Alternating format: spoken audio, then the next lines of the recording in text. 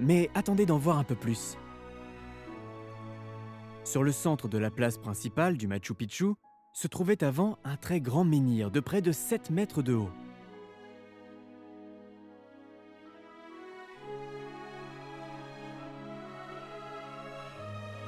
Ce dernier fut brisé lorsque le roi d'Espagne vint s'y poser en hélicoptère. Mais fort heureusement, une partie de ce gigantesque monolithe se trouve toujours dans le sol, marquant l'emplacement clé du Machu Picchu.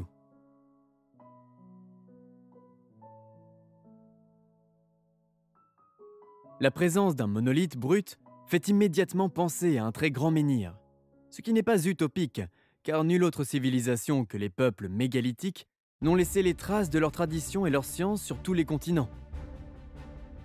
Les menhirs et dolmens sont partout sur la planète, et même si les académiciens refusent d'y voir une science commune, les faits sont là, troublants, immuables, pouvant donner un sentiment d'inconfort, car ils remettent en cause ce que nous croyons savoir de l'histoire, de notre histoire.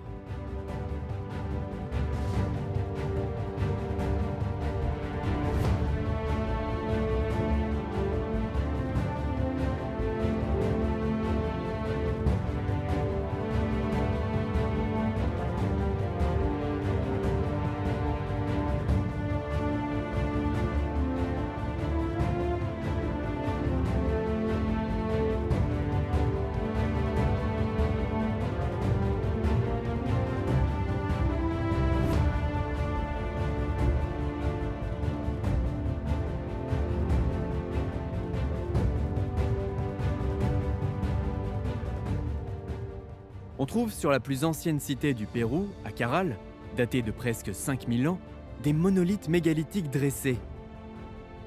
Ce sont bien des menhirs. Le seul moyen de savoir s'ils sont érigés par un peuple disposant d'une culture commune avec ceux qui érigèrent les mégalithes en Europe, c'est d'étudier la façon dont ces éléments sont organisés entre eux. Les peuples mégalithiques, nous l'avons vu, organisaient l'implantation de leurs menhirs en fonction des solstices en utilisant les mêmes principes que ce que nous avons constaté à Cusco. Ils créaient avec les menhirs d'immenses systèmes d'alignement où les angles et les mesures reflétaient leur science profonde, subtile et harmonieuse avec leur environnement.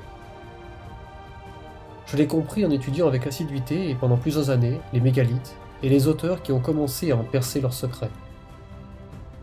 Le triangle 3-4-5 et le double carré n'avaient aucun secret pour ces peuples qui organisaient l'espace en suivant ces figures géométriques sur de grandes distances. Sur le site de Caral, dans le nord du Pérou, à 670 km de Cusco, le lever de soleil au solstice d'été, à l'époque de la construction de cette cité, il y a 5000 ans, le soleil se levait par rapport à l'axe des équinoxes précisément dans la diagonale d'un double carré, du fait de la montagne qui retarde le lever de soleil.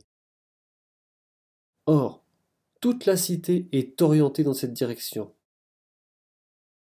Les principes astrogéométriques à Caral sont les mêmes que ceux qui sont employés sur les sites mégalithiques en Europe, à Karnak en Égypte ou sur l'île de Pâques.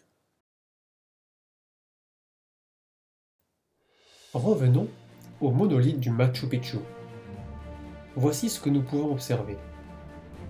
Si on trace une ligne qui rejoint le site de Kenko, qui se trouve à Cusco et qui sert à marquer l'axe du solstice, mais aussi sur lequel on y trouve un immense monolithe de pierre naturelle, encadré par des pierres finement ajustées.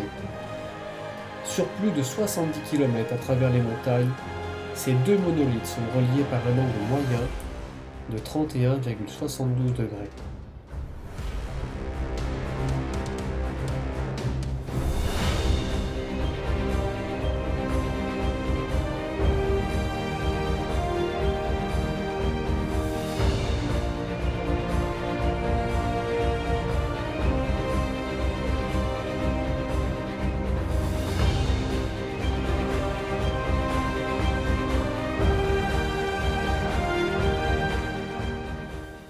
C'est-à-dire celui d'un rectangle d'or précisément orienté sur les axes cardinaux.